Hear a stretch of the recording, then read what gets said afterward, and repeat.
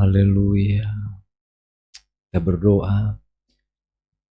Kami bersyukur kami punya Tuhan yang melindungi, Tuhan yang menolong, Tuhan yang menyertai, Tuhan yang memberikan kami kekuatan.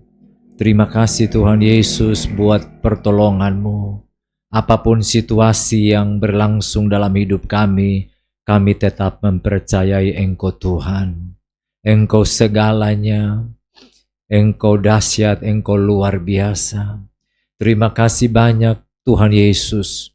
Kami telah menikmati kehadiran-Mu di dalam pujian dan penyembahan kami. Nyanyian yang naik menghampiri Tuhan. Dan Engkau bersemayam di atas puji-pujian umat-Mu. Dan kami percaya kekuatan baru terus Engkau alirkan dalam hidup kami. Ketika kami menyanyikan nyanyian yang penuh dengan penghormatan, sanjungan dan rasa hormat yang tinggi kepada Tuhan. Dan ada waktu lagi Tuhan Yesus untuk kesekian kalinya kami akan mendengarkan firman Tuhan.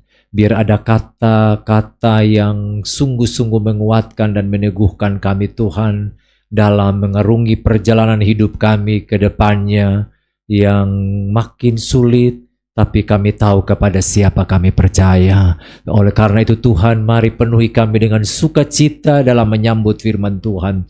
Sehingga setiap benih firman Allah yang disampaikan tidak akan kembali dengan sia-sia, tapi sukses seperti apa yang Tuhan komandokan. Ambil alih jam pemberitaan firman Tuhan dengan kuat kuasa-Mu dan wibawa-Mu. Dan biar urapan-Mu turun atas kami Tuhan. Turun atas hamba-Mu yang menjadi alat dalam tangan Tuhan. Biar semata-mata hanya Tuhan Yesus yang dipermuliakan. Dan kami menikmati berkat yang kekal. Terpujilah nama-Mu Tuhan Yesus. Ini kerinduan kami. Kami sambut firman Tuhan. Dalam nama Tuhan Yesus Kristus. Haleluya. Amin. Baik, puji Tuhan, shalom. Salam sejahtera di dalam Tuhan Yesus Kristus yang memberikan kita kesempatan lagi sore ini ada di sini. Dan kita akan belajar firman Tuhan dari kitab Ayub pasal yang ke-23. Ayub pasal yang ke-23 ayat ini sudah familiar buat kita. Tapi saya mau kita bisa sekali lagi untuk mendengarkan kebenaran ini dalam ayat yang ke-10 pasal yang ke-23.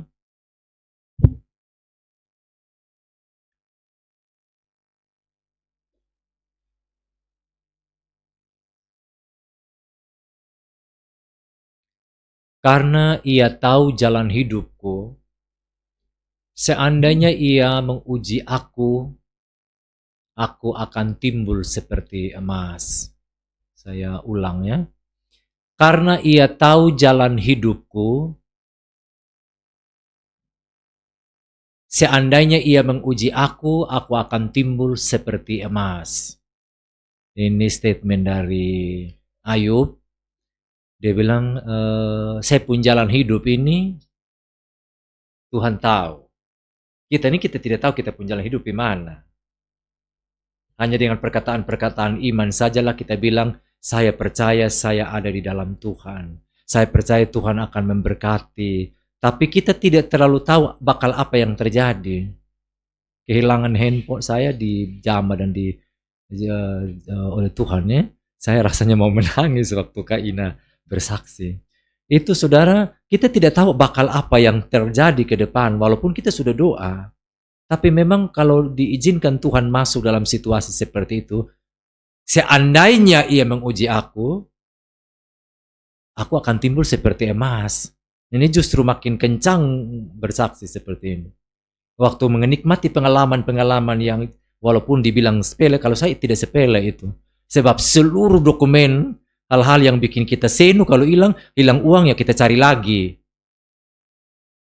Hilang HP, ya puji Tuhan kita kerja, nanti cari uang beli ganti HP lagi. Tapi kalau semua yang berkaitan dengan segala macam di situ, apalagi nomor kontaknya begitu banyak, ada yang masuk di Google, ada yang ada di perangkat, lalu ada yang hal-hal yang dokumen segala macam situ kalau hilang, wah itu repot.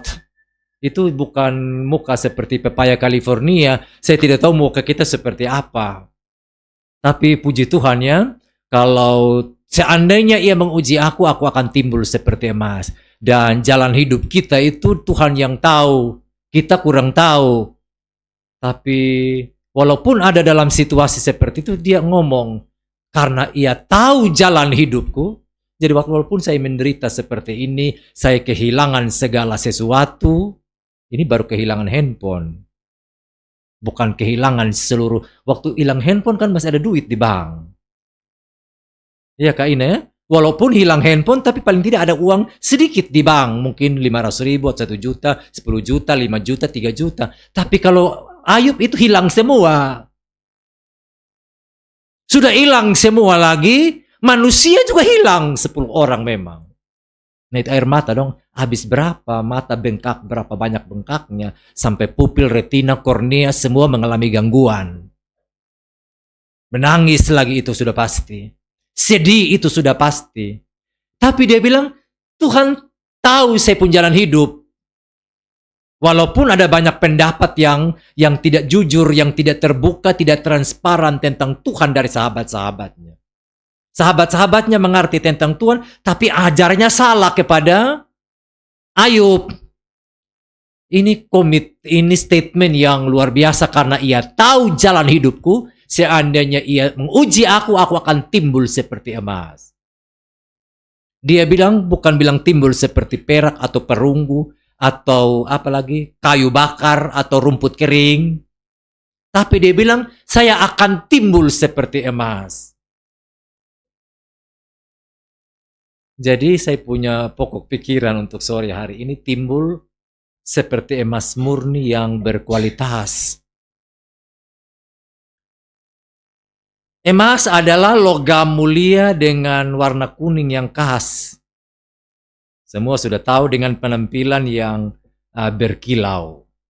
Apalagi kalau berambil dari toko emas ya. Kalau pakai sedikit sudah agak-agak luntur, nanti bisa dicuci kembali lagi. Tapi kalau aslinya waktu keluar dari toko emas pasti berkilau. Dan kalau betul-betul itu dia karatnya tinggi, itu dia berkilau. Sangat dihargai karena dia langka. Itu langka sekali barang emas. Bukan seperti botong pili, sayur kangkung di pasar. Itu langka. Tidak mudah didapat, makanya orang menghargai dia. Makanya orang jaga dia. Kalau dia cincin atau gelang atau kalung, berusaha kalau bisa dia jangan putus kok hilang. Orang betul-betul jaga. Kecuali orang itu tidak waras, lalu dia tidak jaga, dia tidak hargai barang itu. Karena barang itu bernilai mahal. Dapatnya juga setengah mati. Lumayan mengeluarkan uang. Jadi bisa menjadi bahan yang berguna untuk uang, untuk koin. Bisa juga berguna untuk perhiasan. Lalu menjadi barang-barang dekorasi yang lain. Ini sudah ribuan tahun dipakai, digunakan oleh masyarakat-masyarakat kuno dalam budaya-budaya kuno seperti Mesir, Mesopotamia, Yunani, Romawi, semua dalam budaya-budaya kuno itu sudah lama dipakai. Kalau di dunia Arab 1000 tahun yang lalu itu harga satu ekor ternak itu sama dengan satu dirham emas, itu sama dengan 1 lembu, 1 sapi. 1 dirham emas itu untuk 1 ekor ternak, 1 lembu. Nah, kalau dalam zaman Alkitab ini emas itu simbol dari kekayaan material, kekayaan spiritual. Jadi kalau kaya secara materi, secara rohani dalam Alkitab itu dikonotasikan dengan itu, bahwa kalau ada emas berarti itu orang yang punya kekayaan baik secara lahiriah maupun punya kekayaan secara rohani. Kalau kita bercahaya seperti emas. Jadi di Alkitab itu dia lambang kemurnian, lambang kehalusan, juga lambang dari kehadiran Tuhan di dalam berbagai keadaan. Biasa dilambangkan seperti itu. Berkali-kali tentang kemah suci dan perkakas-perkakas ada yang dari emas. Lalu waktu orang-orang Majusi, kaum cendekiawan waktu datang sujud menyembah kepada Yesus, mereka bawa emas sebagai lambang penghormatan, rasa hormat, rasa kagum, rasa seperti lambang dari kerajaan keilahian. Itu yang dibawa oleh orang-orang Majus, lambang kejayaan, dan itu menandakan bahwa itu sebagai bentuk penyembahan kepada Mesias, kepada Raja, kepada Tuhan. Jadi begitu bermaknanya emas, saking bergunanya akhirnya itu bisa menjadi barang yang bisa menjadi aset untuk disimpan, untuk dijual, untuk digadai. Karena itu bernilai. Dalam ke Ayub ini, kisah ini tentang penderitaan yang dialami oleh Ayub yang mengharukan, yang menyedihkan. Ayub seorang yang takut akan Tuhan, yang hidup jujur, hidup saleh, menaruh hormat kepada Tuhan. Dia begitu kokoh dalam kehidupan yang taruh hormat kepada Tuhan, moralnya baik.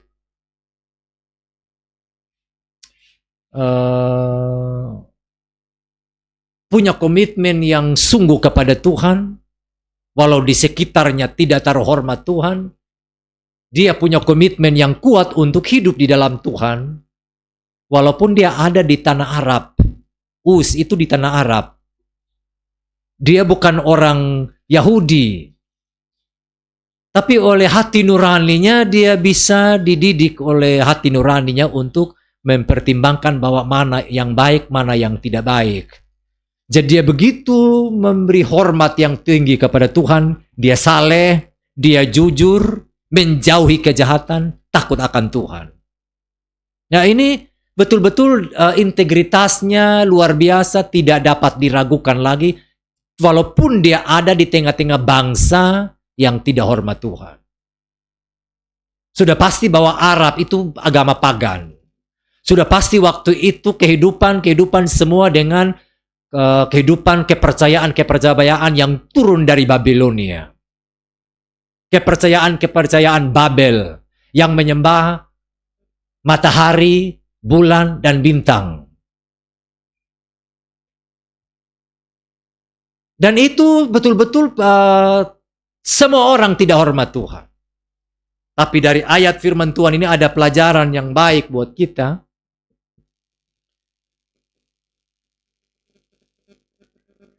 Cerita yang membuat kita sore ini sungguh-sungguh, mari kita belajar dari kalimat ini, karena ia tahu jalan hidupku, seandainya ia menguji aku akan timbul seperti emas.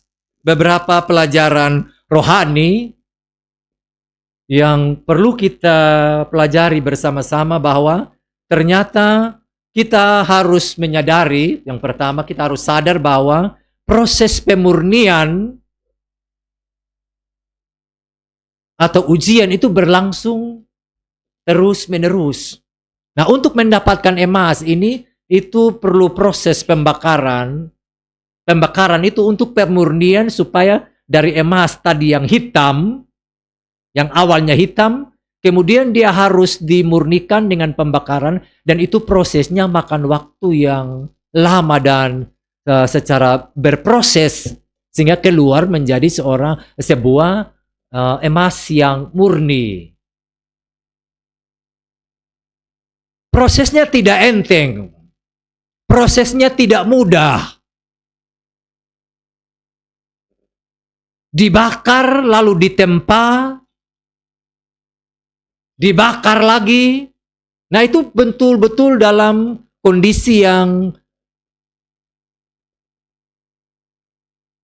tidak enteng. Makanya dia bilang, karena ia tahu jalan hidupku, seandainya ia menguji aku akan timbul seperti emas. Nah jangan lihat dia waktu dia timbul dulu, tapi proses ujian itu membuat dia jadi emas. Suatu emas kelihatan bagus, menarik, mahal harganya. Dia bukan langsung jadi dalam waktu 1 malam. Tapi melalui proses yang terus-menerus yang cukup lama, habis bikin ini, bikin itu, habis bikin ini, bikin itu, habis bikin ini, begini lagi, dalam berbagai bentuk proses. Kalau buka internet, bagaimana proses mendulang emas sampai jadi emas batangan, itu prosesnya panjang. Ada yang harus dilakukan dalam banyak hal, baik ada yang secara tradisional, ada yang secara modern. Tapi itu proses begitu rumit.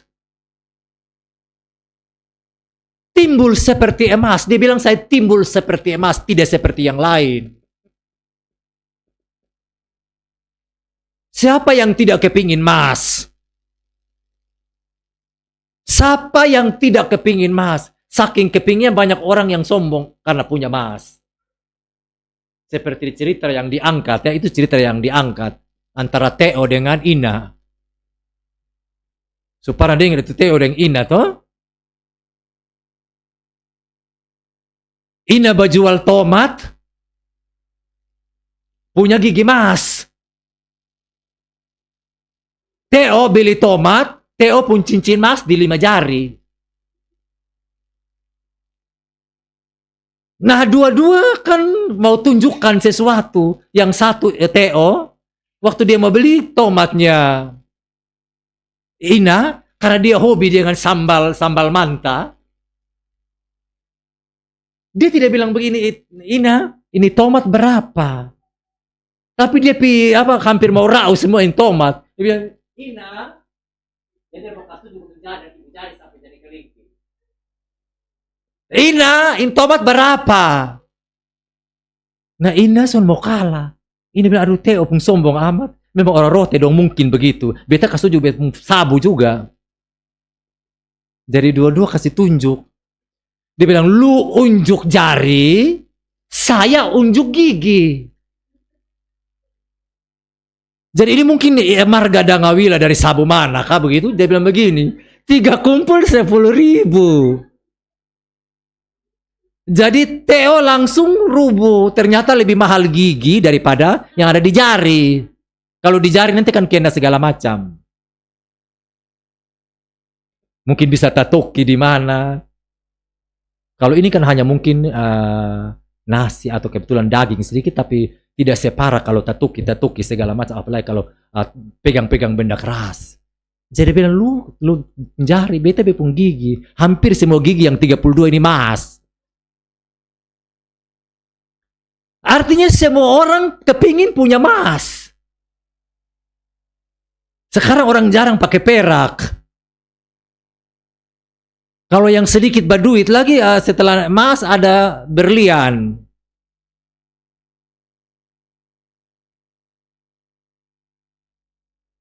Nah ini kalau timbul seperti emas, saya rasa kita akan menjadi orang yang luar biasa. Harus bangga saudara, karena kita timbul seperti emas. Pakai barang emas saja senang, apalagi kalau timbul seperti emas. Walaupun botol pun daging tulang, botol pun badan ini daging, ada tulang, ada urat, tapi dikonotasikan seperti emas, timbul seperti emas. Saya tidak tahu lagi waktu Nathan lewat begitu lalu di pembaran semua emas, semua berkilau. Saya tidak bayangkan waktu patung Nebukadnezar itu dibuat dari emas. Bukan kayak botol emas yang di toko emas. Sudah pasti itu emas yang terbaik yang dibuat, apalagi itu patung seorang raja dari emas. Artinya waktu lihat betul-betul berkilau, bercahaya walaupun itu berhala. Sebab tidak mungkin buat berhala untuk Raja Nebukadnezar punya duplikat begitu dari emas, lalu dibuat dari emas ece-ece, pasti emas tulen. Dan itu menjadi kebanggaan buat masyarakat Babel karena patung itu dibuat dari emas. Kalau bisa dicubit, kau bisa cubit sedikit kau tempa. Tapi itu barang kan tidak bisa dicubit. Itu artinya semua mau pakai emas. Kadang di tempat jual emas bilang 22 karat. PTS di Pegadaian 16.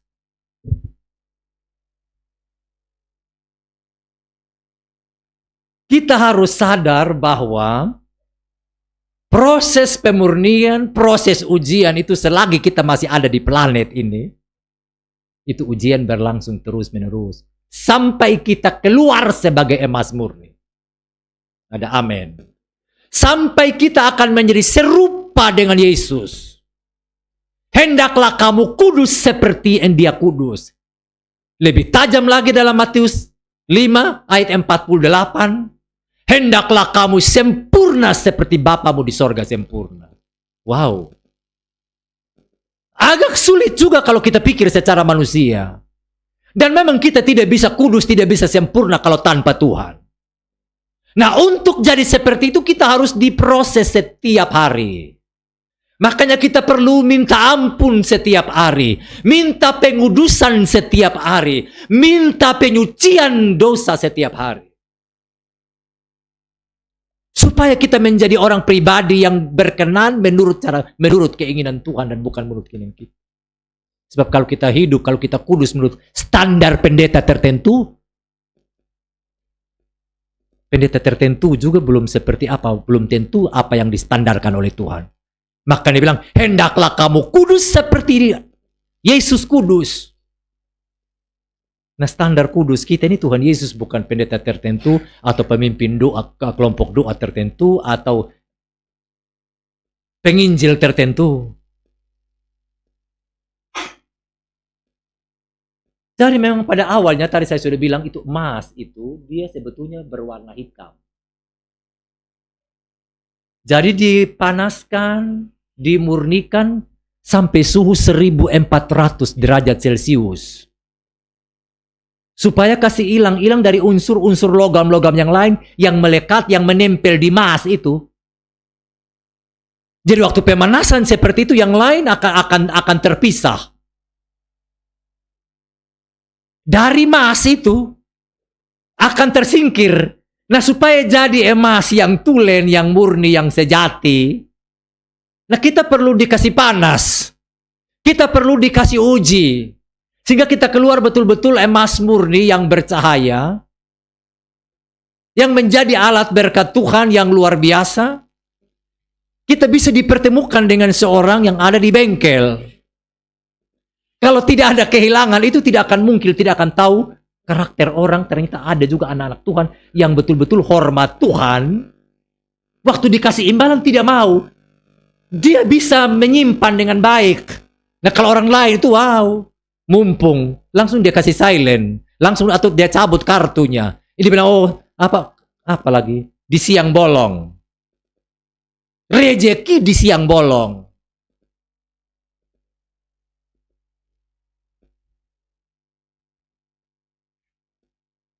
Ini Kak Ina dan Pak Bayu sudah ikut Tuhan bertahun-tahun. Tapi masih terus.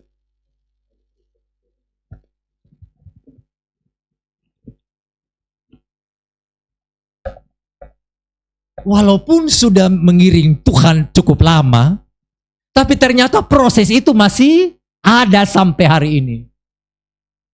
Makanya saya bilang untuk menjadi emas yang murni, emas yang tulen, yang berkualitas baik itu betul-betul dengan proses yang cukup baik, cukup panjang, sampai dia jadi emas yang tulen.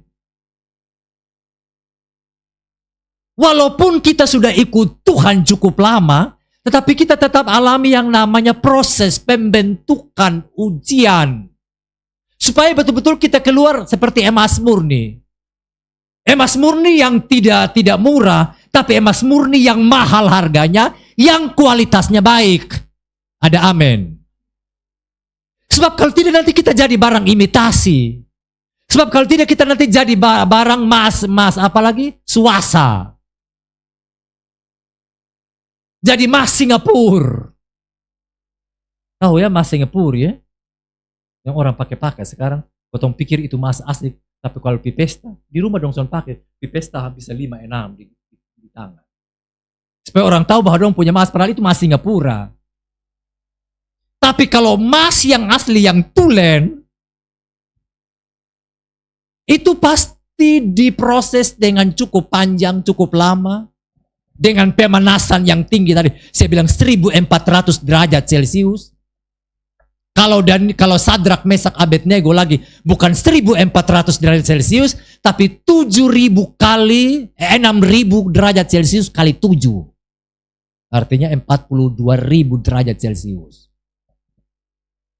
Sehingga mereka keluar menjadi emas yang tulen, emas yang murni, yang bercahaya di depan semua bangsa kafir. Yang bercahaya di depan semua orang, mulai dari rajanya, dari kaisarnya, dari Raja Nebukadnezar, sampai musuh-musuh dan seluruh bangsanya, mereka berkilau. Mereka bercahaya. Karena apa? Masuk di dalam dapur api ujian. Mau bercahaya. Kita siap untuk dibakar, siap untuk diuji, siap untuk diproses. Dan itu tidak waktu cuman membalik telapak tangan satu malam, besok langsung jadi emas yang baik. Bahkan tadi saya bilang, kakak ini dan Pak Bayu ini sudah lama ikut Tuhan. Tapi apakah proses itu stop 20 tahun yang lalu? Setiap hari kita akan mengalami ujian. Supaya kita keluar seperti emas. Karena ia tahu jalan hidupku, seandainya ia menguji aku akan timbul seperti emas. Orang berburu emas. Di Kupang, di Pegadaian, Maina itu, perak bisa digali, tidak bisa ya? Perak. Saya tidak tahu. Tidak. Biasanya orang gak ada emas. Gak ada emas kalau di Sumba, gading bisa digadai. Artinya ini jadi barang mahal. Barang yang disimpan. Satu waktu bisa dijual. Satu waktu bisa segala macam dibuat. Nah kita akan jadi emas, seperti emas, timbul seperti emas. Kita mau langsung jadi. Waktu kita lihat Tuhan pakai orang lain, kita juga beta mau seperti hamba Tuhan. Nah kita tidak lihat prosesnya seperti apa sampai sekarang dia jadi hamba Tuhan yang seperti itu. Dia guncing-gancing, dia cerita fitnah orang. Dia lihat yang sekarang. Dia tidak lihat proses orang dulu seperti apa. Apalagi dulu waktu dia bangun pertama dia jadi hamba Tuhan itu belum ada media sosial. Cuci pakaian juga dengan daun pepaya selama 10 tahun. Waktu dia berkhotbah, celananya robek dan hanya satu celana itu. Nah kalau sekarang Tuhan pakai kemana-mana, lalu melayani orang cerita, dia pun sekarang tapi tidak lihat dia pun dulu seperti apa hamba Tuhan itu. Tidak lihat dia pun jalan kaki dari kampung ke kampung, khotbah dari pasar ke pasar. Tidak lihat dia berkorban waktu dia melayani, dia tidak ambil persembahan dan dia kasih kembali kepada orang-orang kampung yang hidupnya susah. Itu yang orang tidak lihat. Nah kita mau jadi emas, tapi kita tidak mau proses. Kita mau jadi anak Tuhan yang luar biasa, tapi tidak mau proses. Kita mau jadi pemimpin pujian yang luar biasa, tapi tidak mau teratur latihan.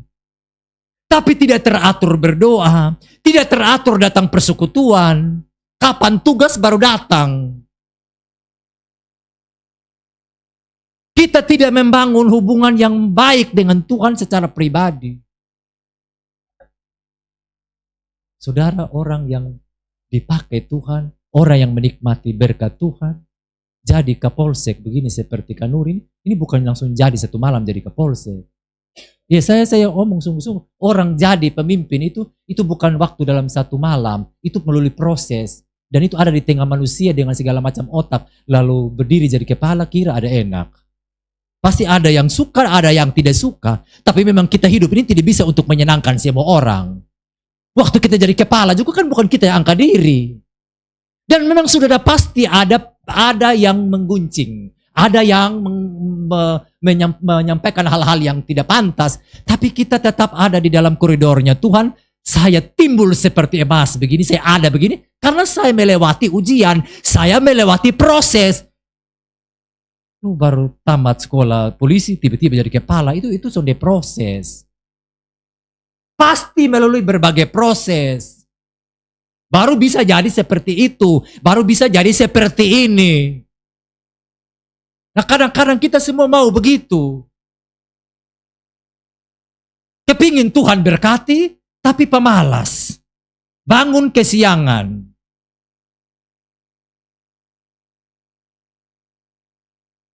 Tukang badansa. Duduk mama-mama duduk kocok batu itu di bawah pohon. Bingo. Tapi mau kaya. Saya lihat ini tante-tante muda-muda dong. Duduk di bawah pohon ini sama kayak saudara kerja. Mungkin habis itu lagi bosan itu cari kutu. Tapi tidak akan pernah membahas tentang Tuhan. Tidak pernah akan belajar tentang Tuhan. Tapi tidak pernah duduk renung betapa Tuhan melindungi, betapa Tuhan menyertai, betapa Tuhan memberkati. Beta bisa bikin apa-apa, bisa kesana kemari. Tidak renungkan bahwa ini, saraf ini, Tuhan yang atur. Coba satu urat, satu saraf putus atau apa dia nama lain. Pecah. Pembuluh darah pecah. Atau makan-makan, langsung ini apa? Sendok tikam langit-langit. Apakah pernah duduk merenung seperti itu? Padahal su hati-hati, tapi tiba-tiba saya, kan dulu ada orang yang telan gigi ya, maka ini meninggal ya. Nggak bayangkan saudara telan gigi saya meninggal. Ada yang duduk-duduk meninggal. Nah ini kita merindukan sesuatu yang luar biasa, tapi mari kita harus menjadi orang yang setia. Merelakan diri untuk diproses tanpa dengan pemberontakan. Saudara lihat ini kisah, semua tahu tentang Ayub. Tidak sedikit pun dari bibir, dari mulutnya berkonfrontasi dengan Tuhan. Pasal 1 bilang, dengan bibirnya tidak ada satu pun yang bertentangan atau yang mengata-ngatai Tuhan. Dia tidak berdosa dengan bibirnya. Beda dengan kita kalau kurang sedikit atau sakit sedikit, mengeluh jalan lancar. Mulut lebih cepat dari otak dan hati. Mulut lebih cepat dari otak. Nanti su terjadi baru menyesal. Tapi mulut su cepat. Lihat kan dia pu istri. Waktu Paitua masih hidup, boi terus, gandeng terus. Waktu Ayub masih berisi, waktu Ayub masih mulut laki-laki Arab nah, sudah pasti ganteng. Waktu masih ganteng, waktu masih cakep, waktu masih berduit, waktu masih punya segala sesuatu, gandeng terus. Kalau bisa Ayub jangan cepat mati.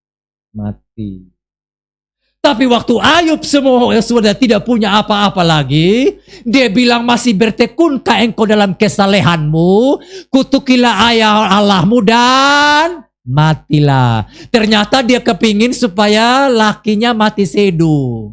Ada uang abang disayang, tak ada uang abang ditendang.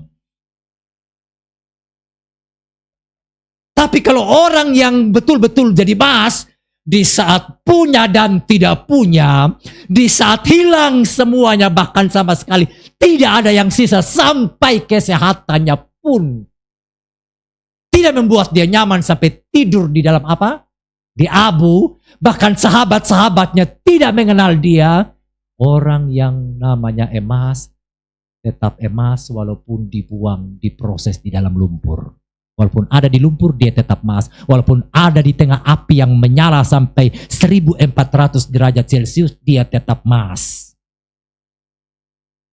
Yang bukan emas pasti akan tersisi dalam pembakaran itu. Yang bukan emas, yang melekat-melekat, yang lain, logam-logam yang lain, entah itu besi atau apa, akan keluar dengan sendirinya. Tapi kalau yang emas, dia akan timbul dalam proses yang begitu panas itu. Kita pun proses apa yang terlalu panas? Masing-masing kita ingat apa yang Tuhan proses pada kita. Masing-masing kita tahu apa yang Tuhan proses dalam hidup kita. Api apa yang panas? Tapi ingat waktu kita bertahan, tidak berdosa dengan mulut kita. Mulut, otak dan hati kita sejalan. Satu sampai duluan satu, kita akan timbul seperti emas. Ada amin. Coba waktu itu barang hilang. Lalu ini kedua suami istri ini saling mempersalahkan. Kak ini bilang, koluna, memang anak. Bayangkan kalau satu su hilang, lalu Pak Bayu menyerang. Lalu kemudian Pak Bayu punya hilang, lalu Ibu Bayu menyerang. Maka Pak Bayu dan Ibu Bayu menyerang, lalu maka hilanglah selamanya. Tapi dengan ambil tindakan, tenang dalam proses itu, berdoa, sambil dengan hikmat Tuhan, dengan cara Tuhan mungkin seperti apa mengikutinya, imeka. Orang lacak saya dengan pakai apa, imeka, apa, itu juga sudah mengerti itu barang. Orang bilang bisa cek itu barang. Jadi memang betul-betul kalau kita duduk renungkan proses ini, sebetulnya kalau daging tidak suka proses.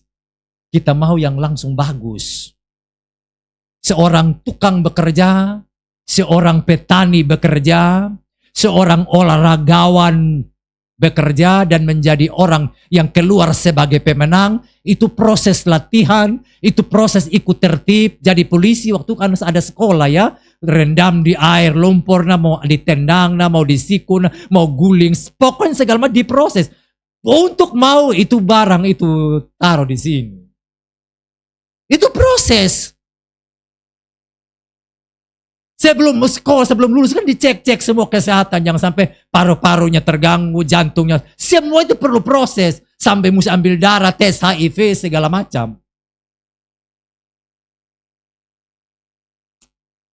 Ada amin. Relakan untuk dites seperti itu. Sebab karena kepingin mau jadi pegawai, kepingin jadi polisi. Kalau tidak kepingin jadi polisi, tidak usah dites. Mau jadi emas, siap untuk dites ya. Kita mau jadi emas, siap untuk dites. Sudah jadi emas lagi saudara. Nanti itu apa di Pegadaian atau di mana orang berjual kan ada alat tes emas. Jadi gosok-gosok sendiri, oh ini emas, berapa karat segala macam. Dites.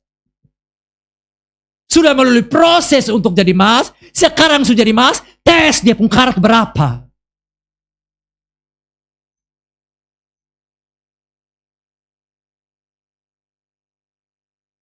Sudah tidak gampang didapatkan, langka didapatkan.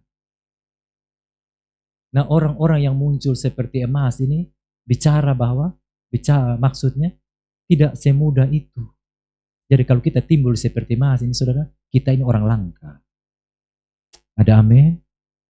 Kita bukan masyarakat kebanyakan. Kita pribadi yang langka, yang unik di hadapan Tuhan sampai jadi emas. Karena kita sudah lihat proses. Dan akan menjadi harta kesayangannya Tuhan yang membentuk kita. Yang uji kita kan Tuhan. Yang mengizinkan kita dicobai iblis juga kan Tuhan yang izinkan. Ulah iblis tapi tidak berarti Tuhan tidak sedang lihat.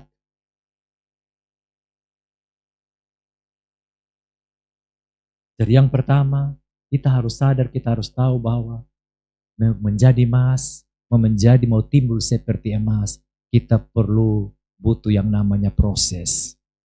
Proses memang sakit, tapi kita tenang ikuti. Ikuti, belajar dari Ayub yang tidak berdosa dengan bibirnya waktu alami ujian. Malah dari bibirnya keluar pujian, rasa syukur. Dia bilang, Tuhan, dari lahir sampai saya mati, saya telanjang. Tuhan yang memberi, Tuhan yang ambil, terpujilah nama Tuhan. Wow. Kalau semua laki-laki di Kota Kupang hidup di dalam ucapan syukur, menaikkan rasa hormat kepada Tuhan, waktu kiosnya, waktu tokonya, waktu pekerjaannya, waktu usahanya, semua bangkrut dan sampai di titik nol, Kalau semua ada ucapan syukur, saya rasa kita betul-betul akan menjadi keluarga, rumah tangga, negara, bangsa yang mengasihi Tuhan, yang akan terus diberkati oleh Tuhan. Ini satu orang di tanah Arab. Waktu dia punya anak-anak bikin pesta makan minum, dia ambil untuk pengampunan dosa, dia bangun mesbah kepada Tuhan. Sekiranya saya pun anak-anak tadi jangan sampai waktu dong bikin pesta buat dosa, dia bangun mesbah kepada Tuhan. Dia tidak mau sedikit pun berdosa. Nah, kalau kita sedang melihat keluarga kita, sanak saudara kita mungkin hidup di dalam dosa, kita anak-anak Tuhan, mari datang menghampiri Tuhan dan bawa keluarga kita. Karena kita sudah timbul seperti emas. Dan kita mau kalau bisa mereka juga timbul seperti emas. Dan saya bayangkan saudara, kalau dalam rumah itu penuh emas. Bisa paham? Kalau semua di dalam rumah, suami, istri, anak-anak, semua cinta Tuhan. Sudah perlu mengong-mengong ke bateria. Bangun sudah. Babasak sudah perlu bateria. Karena semua emas. Ada amin. Son perlu terlalu ajar sampai potong mengong.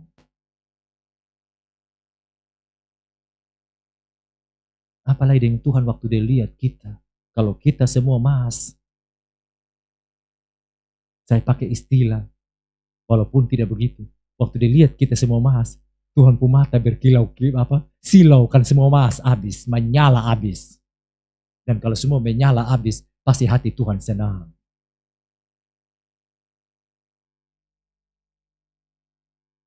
Pakai suasa saja senang. Di Sumba bilang suasa ya. Yang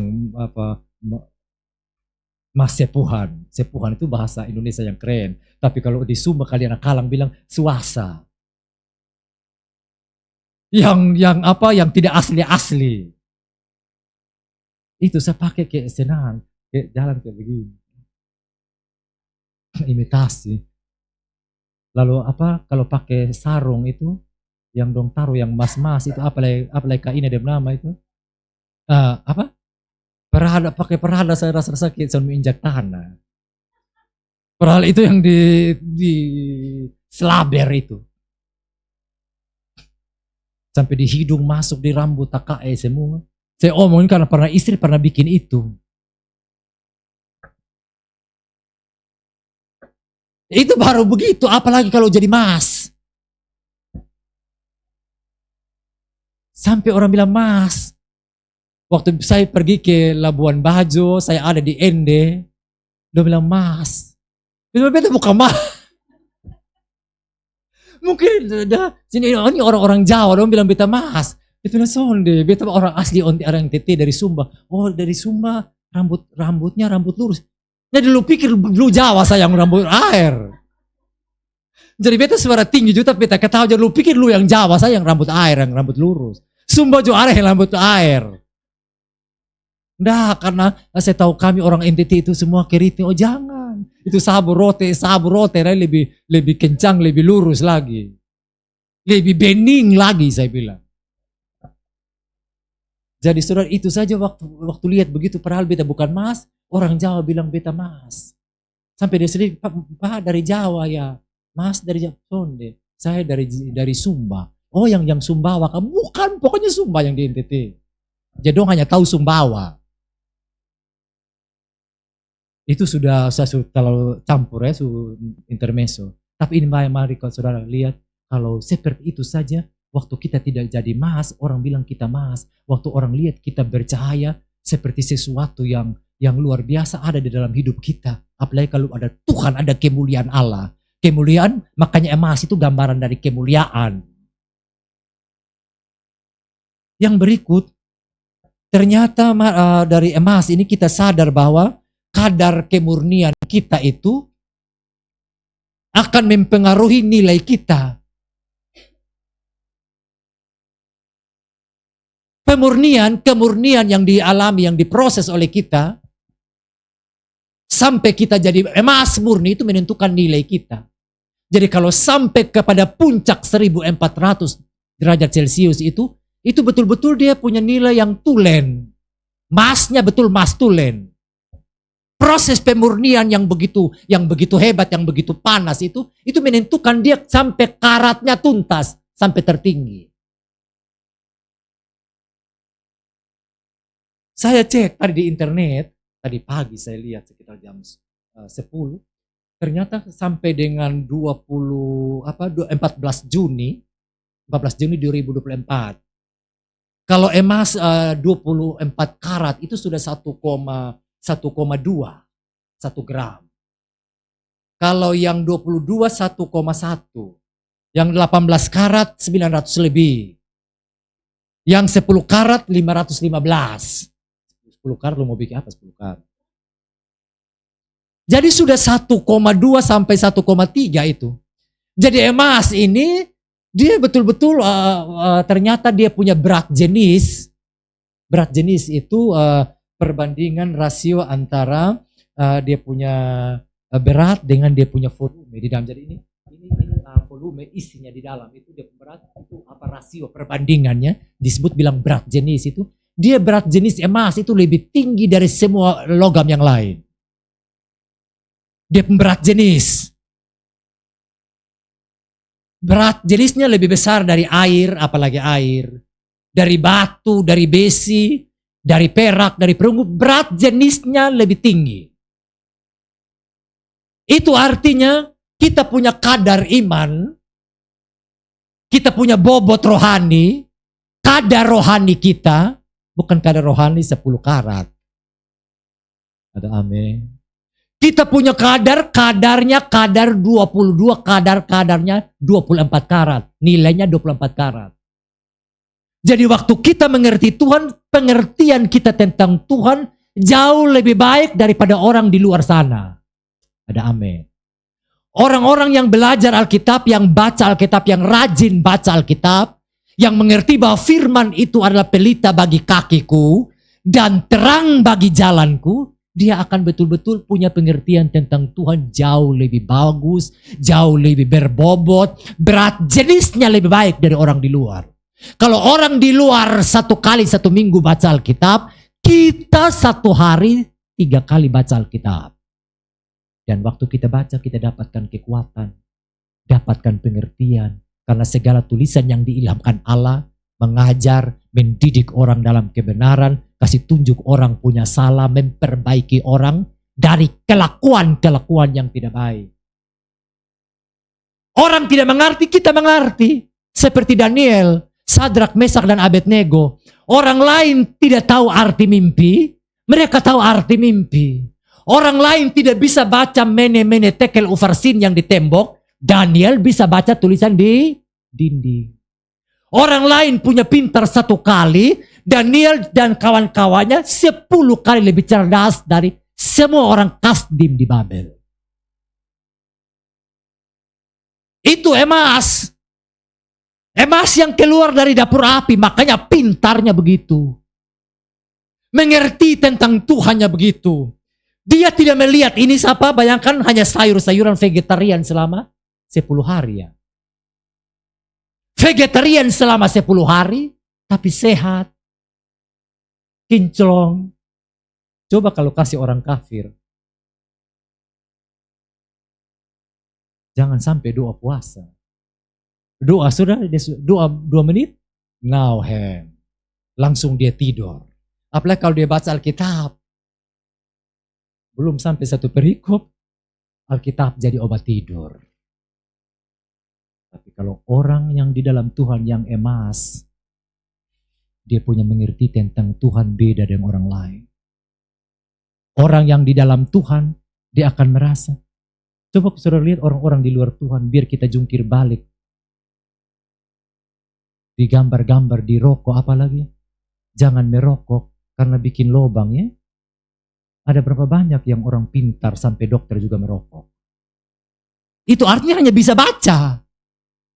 Tapi tidak punya pengertian. Nah kita mungkin sekolah tidak cukup.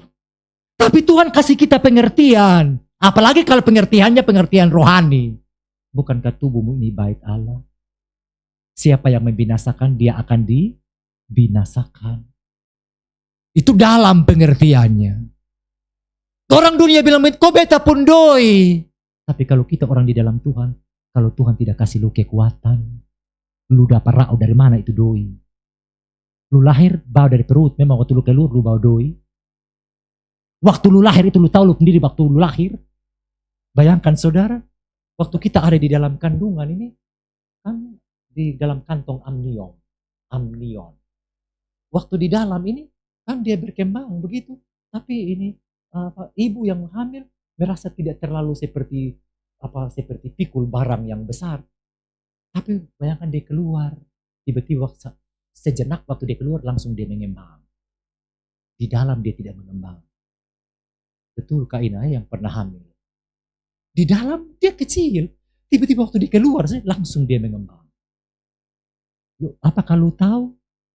Lalu bilang, saya punya uang sendiri, saya punya tenang kesini, makan saya mau rokok, saya mau mabok, saya mau judi, saya mau segala macam, saya punya hak. Dia pikir dia hidup untuk dirinya sendiri. Kalau kita orang di dalam Tuhan, kita akan diberi pencerahan yang lebih tajam, karena kita sudah diproses Tuhan untuk mengerti hal itu. Kita mengerti, ini kan kita bayar harga datang di persekutuan doa. Kita mengerti kan kita bayar harga waktu baca Alkitab, makanya kita diberi pengertian oleh Roh Kudus. Dong baca saja. Apalagi kalau hanya dengar 1 kali 1 minggu di gereja. Apalagi kalau tidak pergi.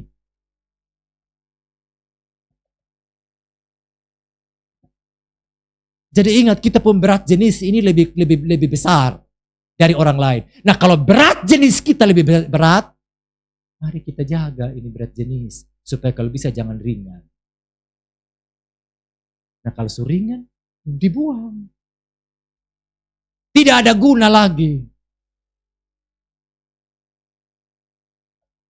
Yang terakhir, kita sadar bahwa kita ini berasal dari surga. Kita bukan dari dunia. Surga pun lantai mas, ya. Itu kita pun tempat. Pintu-pintu gerbang dari segala jenis permata. Jalan-jalan raya dan seluruhnya dari emas. Satu waktu kita akan pulang di kampung kita. Di Oibobo, Subah Sesak begini. Ini Oibobo ya kan. Ini Oibobo Subah Sesak. Di rumah bapakku banyak tempat tinggal.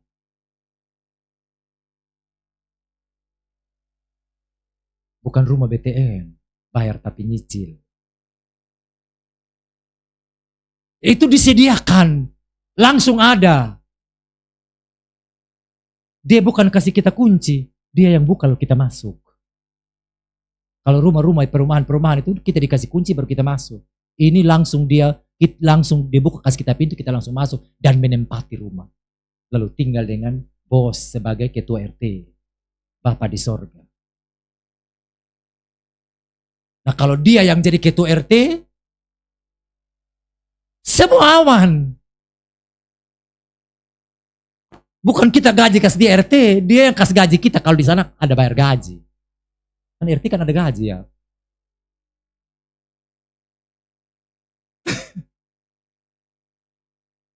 Dia yang punya, yang bikin juga dia.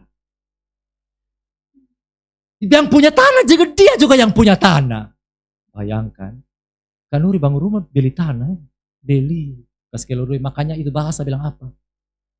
Kalau mati itu untung karena apa? Tinggal di rumah, di tanah, farei semua hanya tinggal ambil rumah juga. Makanya itu mati adalah untung, ke itu maksudnya begitu. Sebab kita pulang di negeri yang mulia. Kota yang permai. Negeri mulia, kota yang permai. Penuh berkemilau. Yang tidak terkontaminasi dengan segala hal. Tidak ada tanpa sampah di sana. Barang emas itu saudara yang saya mau tutup. Emas itu dia unsur kimia. Salah satu unsur kimia. Kalau di sini ada anak-anak yang jurusan IPA pasti tahu emas itu unsur kimianya aurum. Kalau perak Ag. Kalau hidrogen H. Kalau oksigen O. Kalau natrium Na. Kalau kalsium Ca. Fosfor segala macam. Nah, kalau yang lain-lain ini mereka bisa berikatan. Senyawanya bisa berikatan, bisa saling baku hela. Makanya ada natrium klorida, NaCl. Jadi natrium klorida. Coba saudara buka segala jenis di internet, apakah AU itu bisa berkawin, bisa berikatan dengan yang lain? Tidak ada. Yang Pak Gibran omong itu apa lagi? Yang harusnya asam folat, dia bilang apa? Asam sulfat. Asam sulfat itu H2SO4. H itu biasanya asam. Kalau H2O hidrogen dan oksigen, dihidrogen oksigen, itu uap air. H2O itu uap air. Jadi semua logam-logam yang lain, itu unsur-unsur kimia yang lain, bisa berikatan. Tapi kalau mas, dia tidak akan berikatan. Orang hela dia juga mari ketemu badan, saya bilang beta mas. Orang hela dia main apa lagi tadi itu duduk di bawah pohon. Main bingung, main beta mas. Tidak gampang terikat, tidak gampang ditarik. Bercampur dengan molekul yang lain. Sebab kalau perak itu ada yang disebut dengan Ag2S, perak sulfat. Kalau Fe2SO4 atau FeSO4, ferrosulfat, artinya besi sulfat. Besi itu unsur kimianya Fe.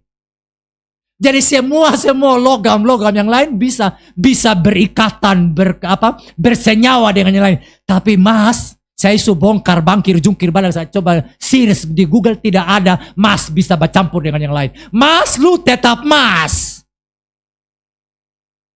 Kalau mas yang ini suka ini orang Sabu. Maka anak-anak keluar jambu.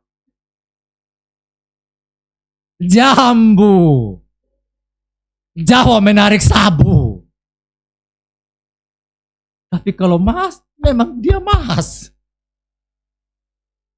Terakhir kan pasti orang sedikit kalau di Jawa, Mbak Ina, walaupun Ina di belakang tapi di depan Mbak. Karena suami orang Jawa. Tapi kalau yang mas, memang mas. Tidak berbaur. Tidak bisa dihela oleh unsur senyawa yang lain. Orang mau ajak berzina, dia bilang saya mas. Orang ajak mau melacur, saya emas. Orang mau ajak tipu-tipu, saya emas. Yang setuju bilang amin. Orang mau ajak omong kosong, beta mas. Saya akan timbul sebab saya sudah diproses, betapa Tuhan proses beta. Sampai saya jadi emas murni begini. Yang mahal harganya, yang bernilai, yang berkualitas. Dari sejumlah proses beta, sonde akan mau bersenyawa dengan apapun yang tidak sungguh-sungguh emas. Saya harus senyawa dengan emas saja. Saya harus berkumpul dengan emas-emas. Saya tidak bisa berkumpul dengan yang lain-lain. Kalsium bisa dengan karbonat. Makanya ada kalsium karbonat. Kalau asam folat itu, dia punya unsur kimianya, dia C6, N708, segala macam ada unsur kimianya. Jadi kalau mungkin asam sulfat, ya H2SO4. Kalau untuk anak-anak yang stunting, asam folat. Ibu-ibu hamil, asam folat. Tapi itu gabungan dari berbagai unsur kimia. Jadi yang terakhir saudara, ingat kita ini emas. Begini-begini emas. Begini kalau di Sumba lagi begini. Begini-begini maramba. Dong pikul dong po maramba. Maramba itu Pak, artinya raja bangsawan. Begini-begini keturunan bangsawan. Biar tidak ada apa-apa di rumah, tapi ini keturunan bangsawan.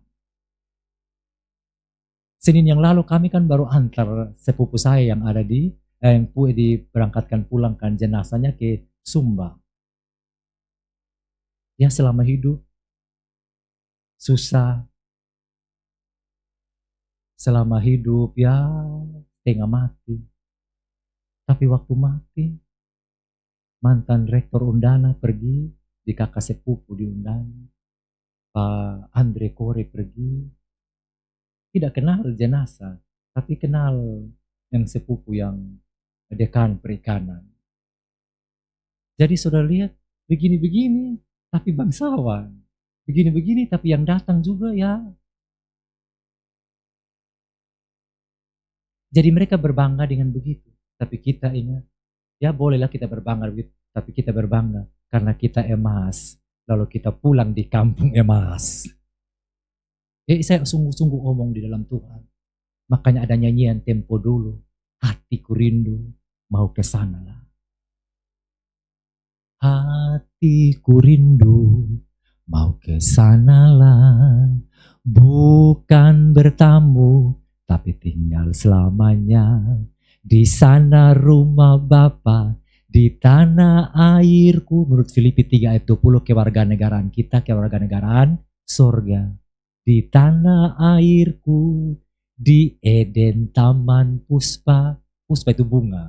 Anak-anak yang baru lahir kemarin tidak tahu. Di Eden taman puspa, berkumpul sertamu. Jadi berkumpul dengan bos. Ingat, kita emas yang diambil dari lumpur. Lalu dibuat, diasah, diproses menjadi emas yang berkilau. Untuk kembali ke kampung emas.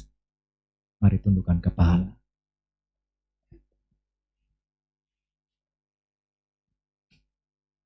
Menjadi emas murni tidak mudah.